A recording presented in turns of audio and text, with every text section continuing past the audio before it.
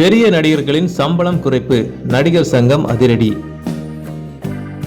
கோலிவுட்டின் முன்னணி நடிகர்களாக ரஜினிகாந்த், கமல்ஹாசன், விஜய், அஜித், சூர்யா, தனுஷ், சிம்பு, விக்ரம் உள்ளிட்டோர் திகழ்ந்து வருகிறார்கள். அவர்கள் படம் ரிலீஸ் ஆனால் ரசிகர்களுக்கு அன்றைய தினம் பண்டிகை தினம்தான். ஆனால் மேற்கூறிய நடிகர்களின் சமீபத்திய படங்கள் பெரிதாக ஹிட்டாகவில்லை. கூலி, தக் லைஃப், கோட், விடாமுயற்சி, குட் பேட் அக்லி, ரெட்ரோ, வீரதீர சூரன் என அந்த லிஸ்ட் நீண்டு கொண்டே செல்கிறது. படம் தோல்வியடைந்தால் கூட அவர்கள் அதிக சம்பளமே கேட்பதாக கூறப்படுகிறது. அதாவது படம் ஒன்றில் நடிப்பதற்கு சம்பளமாக 200 கோடி வரை கேட்பதாக கூறப்படுகிறது. இந்த நிலையில் அவர்களது சம்பளத்துக்கு தமிழ் திரைப்பட தயாரிப்பாளர் சங்கம் கட்டுப்பாடு விதித்திருக்கிறது.